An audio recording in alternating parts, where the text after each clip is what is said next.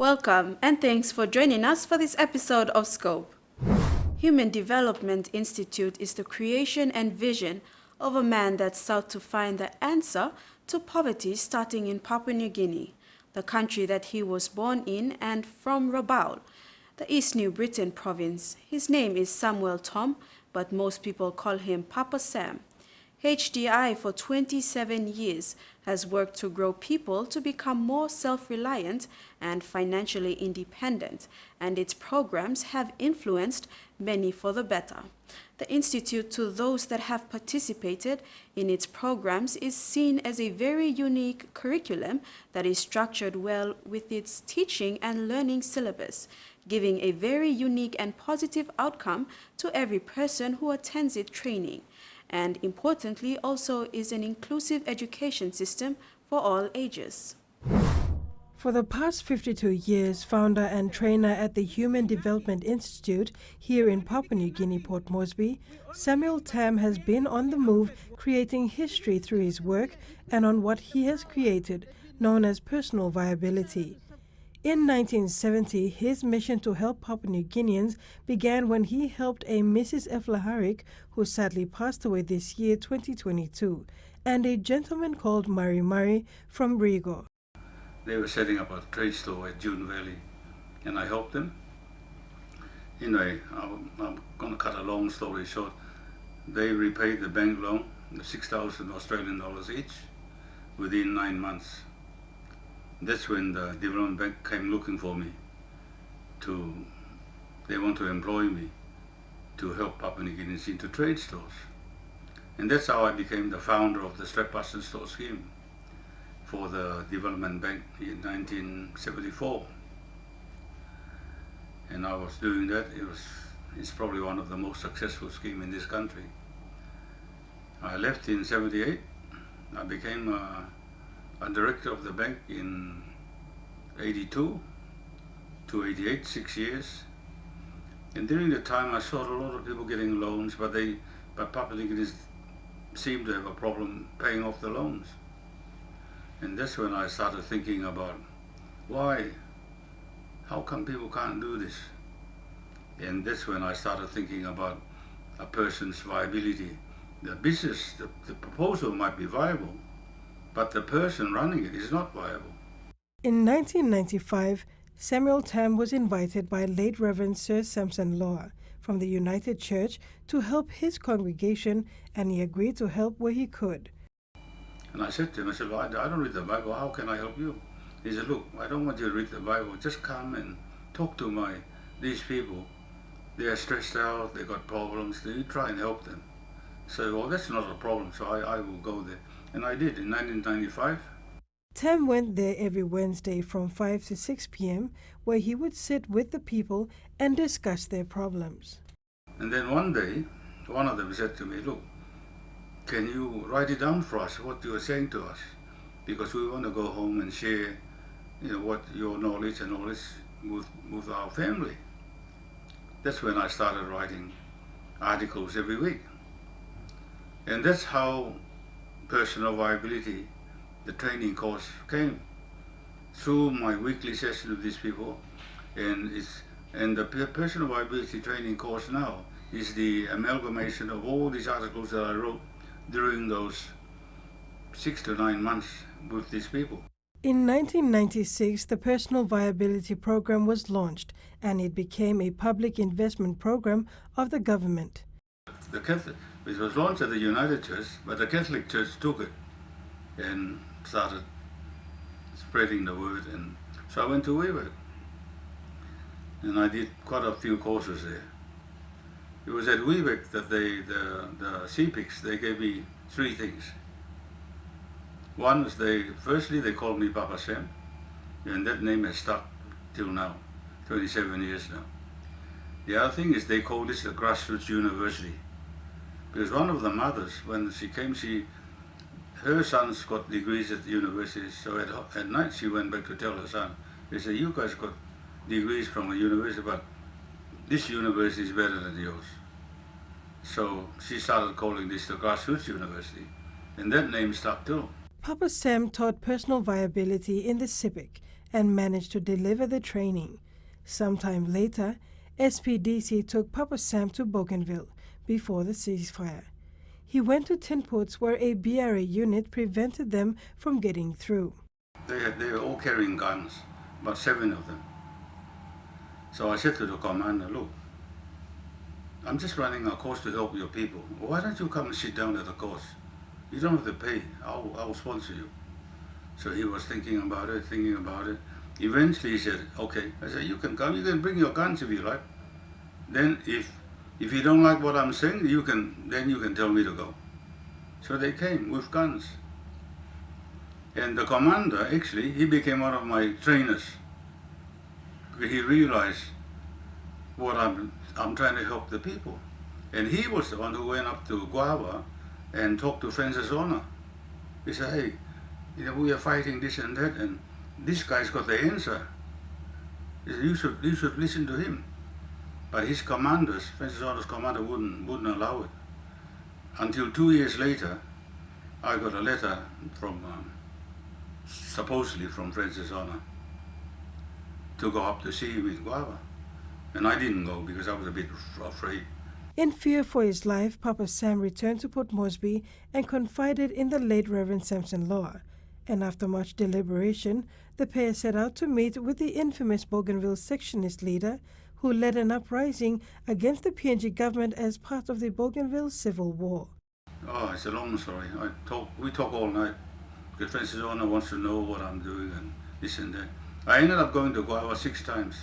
The first course, he brought 117 of his commanders up to Guava to listen to me. And I remember the first day, one big guy got up and he said, we don't want you to come, but our boss wants you to come. If you say the wrong thing, we're going to kick you out. So I said, it's okay, you sit down first. I haven't said anything yet. So the next day, he got up. I think God told him, you come here. And from then onwards, he practically was my bodyguard everywhere I went. Papa Sam has been to many, if not all, the provinces in Papua New Guinea and other parts of the globe with the help of the churches. It's unbelievable, this journey of mine. You wouldn't believe there's something from PNG, something that I only started to help a few people with the church. And I never expected it's going to end up going like this way. Papa Sam sees people as his project because while others are focusing on the material or the product of like coffee and cocoa, he focuses on the person. People focus on money but do not focus on the person and how they are feeling. So, like we focus on the industries, the coffee, and we don't care about the coffee farmer. I mean, it's seasonal, everything is seasonal. During the off-season, what are they going to live on? So people don't think about it, they just worry about the coffee. Papa Sam has seen that even with education, it does not educate people focusing on the person, their prosperity, but rather focuses on only giving them knowledge to go and work for someone. For Papa Sam, the answer is to educate the mind to think for yourself, how to use this, how to benefit from this. Papa Sam aims to establish a physical university for Papua New Guineans and the Pacific because he believes that the whole world needs the answer or the solution to poverty, and that is developing the mind. Human capital is by far the best business capital, not financial capital. The guy who can think for himself, who can plan and set goals and actually deliver those goals on time is what this country needs. When we come back, HDI inspires women, blessing their journeys and that of others.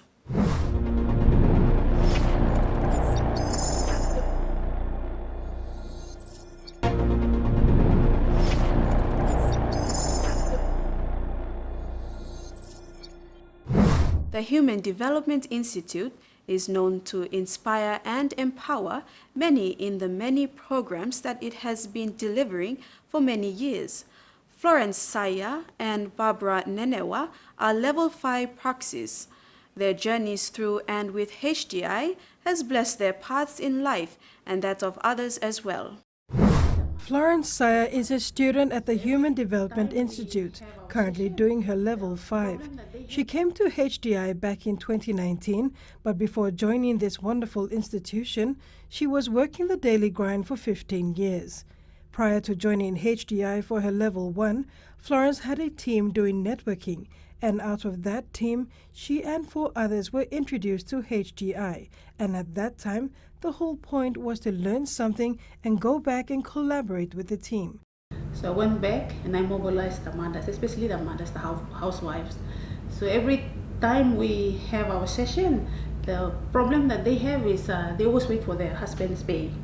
And being a working person myself for 15 years, I said, no, you're actually burdening your husband. There's a school that we need to get together and we need to attend as a group.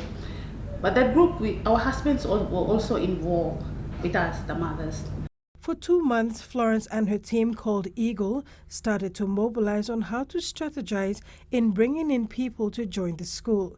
And this began the tireless efforts to fundraise and eventually raise 25,000 kina.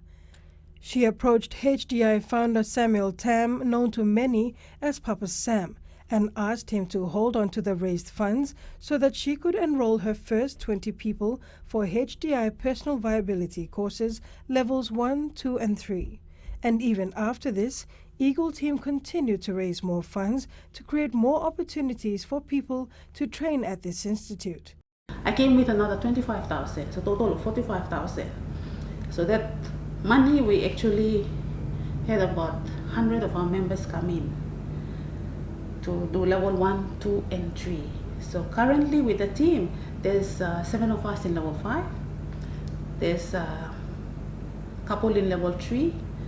And we're planning to move, at least as a team, the level 5 should go up to 6 as a team. How can we help this level 5 do something to go up to level 5? And in this school, it's about the business knowledge we get from Papa Sam, which we don't learn outside. The other thing is the knowledge, the business knowledge, and the business thinking. We haven't been taught this thing. 2 months ago, the Eagle team members were robbed of their belongings at the 4-mile bus stop in Port Moresby, and Florence was one of the main victims. What was worse is that she had on her the money she used to pay to attend the training programs. Florence and her team deliberated on how best to help these unfortunate boys who resort to stealing. They came up with a loving service, which is preparing a certain amount of food plates to feed them. They assured these boys that they were there to help them and that they understood the struggles they faced on the streets. So we started actually in April this year. So we started every 7 o'clock we go to the drain and we just feed. So the first time we went to the drain at next to Ella Marie International, we were talking to the boys and they came up with screwdrivers and knives and they were trying to, attack us and said, "You block company one them here." And I said, "No, we're not here for, to disturb your peace, but we're just here to, give you food. Are you guys hungry?" And then that's it. The mothers and the kids and everybody started coming out from the drain. For me to see mothers coming out of the drain, I just went, wow, we're not doing enough. We have this school, but we're not doing enough with our other friends here. They are mothers and children. This is where our target is, the unemployed mothers or the house mamas. This is it. The loving service has seen the Team Eagle increase their feedings from 30 takeaways to 50 by the 2nd month to 60 in the 3rd month. The team has so far helped 11 individuals to enroll at HDI, paid for from their own pockets. Children as young as 8 years old are enrolled in the PV courses, with the oldest being 13 years of age. The target for Team Eagle for next year is to help both children and parents come out of being homeless and acquire viable education and a sustainable living through HDI. Many of these young people and their mothers especially have slowly come out of a poverty-stricken environment. This is due to the lessons and programs taught at HDI through teams like Eagle.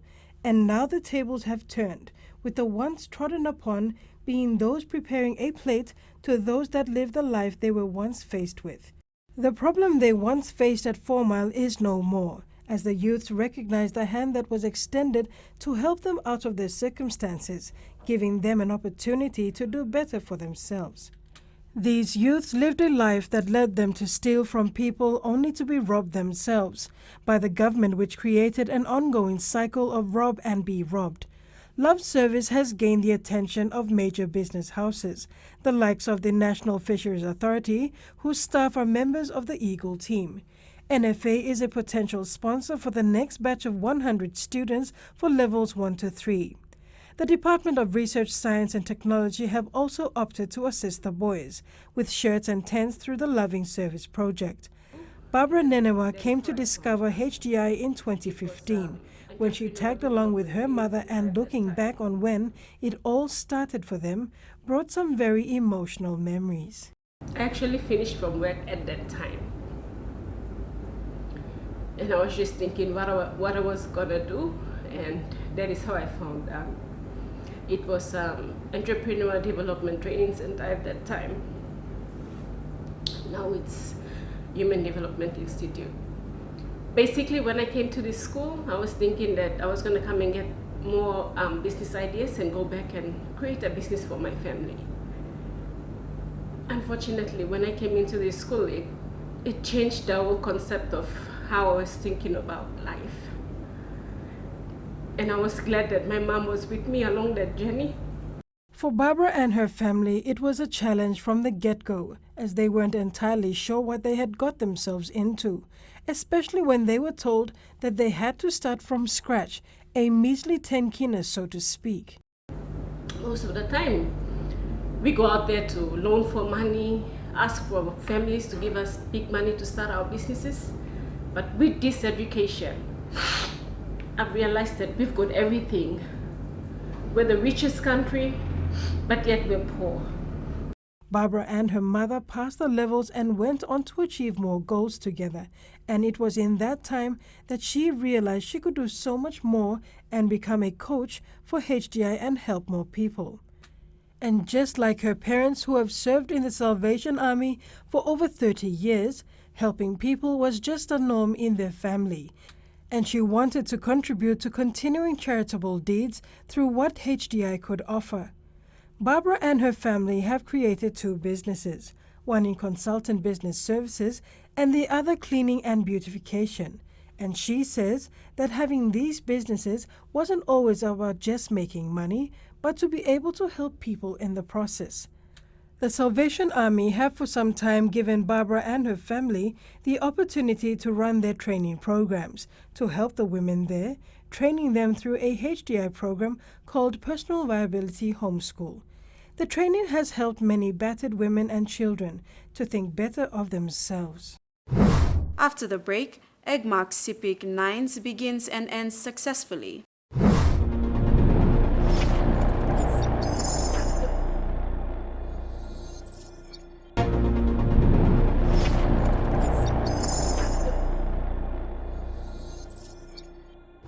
The 3rd edition of the Egmark CIPIC Rugby League 9s tournament this year was held for the first time at the Maprik Township in the Greater CIPIC. This year's tournament also featured a mini cultural show on the 20th of October, a new initiative by the organizing committee, giving an opportunity for the locals to showcase and market their traditional attires, dances, and songs, while welcoming the visiting rugby league teams into Maprik. The main CIPIC 9s tournament kicked off on the 21st to the 22nd of October, that featured 16 men's teams and 4 women's teams from across the country. Maprik District, known as the economic hub of regional CIPIC, became a cultural and Rugby League 9 spectacle as the Maprik Sports Oval came alive to host and experience the 3rd edition of the annual Egmark CIPIC 9s for the first time ever. The tournament has always been held at Pora Oval in Wewak since its inception in 2020. Also, for the first time, CIPIC 9s partnered with Digicel TVWAN Sports to bring all the games from Maprik, preceded by a mini cultural show featuring various sing-sing groups from a number of LLGs within the Maprik district. It started with a float around Maprik town by a march parade featuring sing-sing groups, school children and teams leading the procession into the main arena before the national anthem and flag raising ceremony. Maprik Town Mayor Paul Dingu welcomed the visiting teams. In fact, I'm very, very overexcited. It's really out of great excitement. In fact, we look forward to the great event. It's going to happen starting tomorrow and the next few days to come. I'm very, very excited, in fact. Civic 9's tournament director and chairman of Civic Pride, Bradley Simon, explained the cultural festival was a new initiative which certainly added a true civic spirit and flavor to this year's Civic 9's tournament.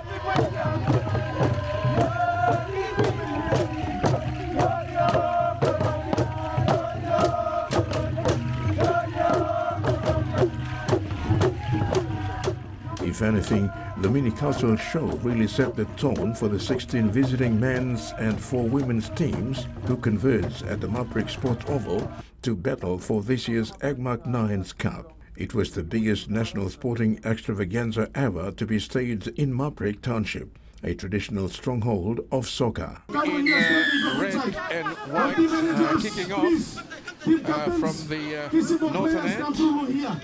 And the boys from the tournament started on Friday, October 21, with round-robin pool matches, culminated in the top 2 teams in each pool advancing to the cross-pool playoff on Saturday to determine the cup playoff 3rd and 4th placings. Last year's defending champions, Croton, who handed the cup back to the tournament committee on the Thursday, were up against some stiff oppositions this time around in the likes of Funeral Home Laumas of Port Moresby, NCD Sharks and the 15 City Roosters of Kimber. Croton, although made the semi-finals, however, fell short of making the cup playoff, giving leeway for an all-Port Moresby affair in the big cup decider. It was a fitting grand finale for the people of Maprik to get a glimpse of some high-class, fast and entertaining open rugby with both teams ready to unleash their big guns. Sit back, relax and enjoy the highlights.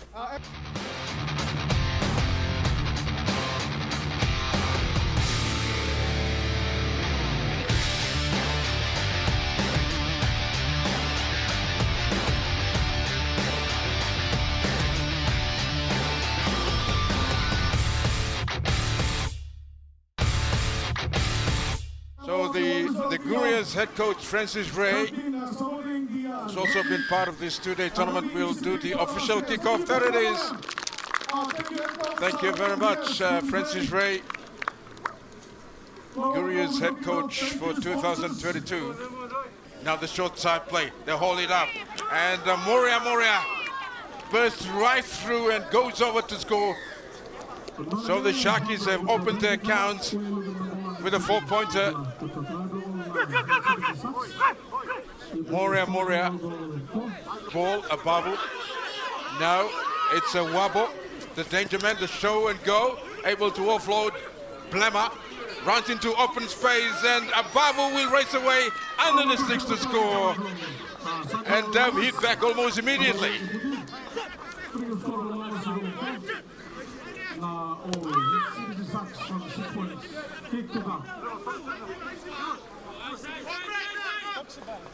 And Super George converts the try, so it's 6-all. So Laumas defends under the pump again. Sharks, they work it back towards the left side. Oh, beautiful kick.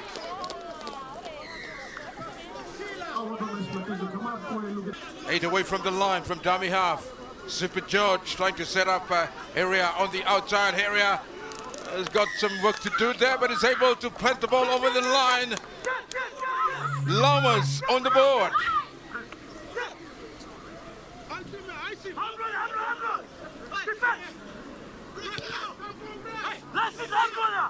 Get to play the ball now on a halfway. Solomon Pukari again. Ababu joining in the line. This is Wabo and Douglas Purika. Did he score? I don't know. I think he may have lost the ball. Oh, it's a try. It's a fair try. Douglas Purika has gone in to score. The speed machine from the Barris now in Lauma's colours. So extending Lauma's lead now. They are on 16. It's a flick pass there from the general Solomon Pukara. Beauty to watch. Here he comes again. Over the top and Willie Tirang with a beautiful pass, but Yeah, it's just a very simple put down in the end. So Funeral Lamas now are racing away now on the scoreboard, with Willie Tirang going in for another try. Good scramble there from Laumas. Moide twists around and plants the ball over the line. The Sharks on the board. They're on the comeback trail here.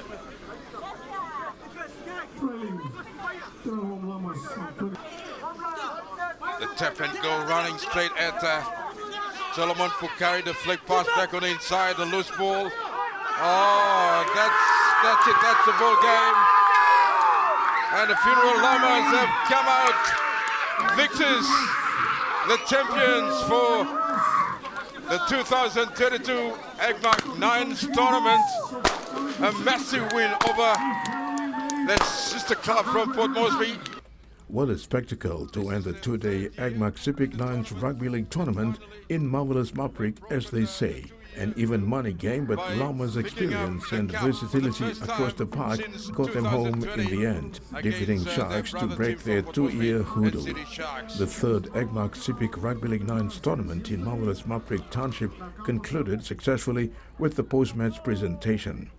The ceremony started with speeches from the tournament director Bradley Simon and corporate sponsors, which included AGMAC Rabaul Guria's head coach Francis Ray, TDSL commercial manager Weaver Kasian Yawi Bali, BSP regional manager Momase, Lauma's winning captain and man of the match Solomon Pukari, with closing remarks from Maprik Town Mayor Paul Dingo on behalf of local MP Gabriel Caprice and the DTA board. The awards presentation included individual awards for both the men and women's divisions. Cup winners and 2022 champions Funeral Home Lamas also picked up a major cash prize of 20,000 kina.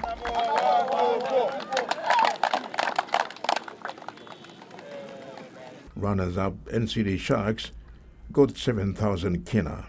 The cup winners in the women's division, Kanento Pirates, runners-up Wivek Mermaids, and third place Maprik United. After the presentations, we also spoke to Lauma's winning captain, Solomon Pukari. For us, it's like we come here, we have been training, we have been prepared well for this tournament. Like you have said it, our last two seasons, like we fall short from knockouts and semi-final. And now that third year, we come through, and credit go back to the boys for with a good performance. And runners-up captain Moria from NCD Sharks. It was a pretty tough game. They were the better side. They were the best side in this tournament.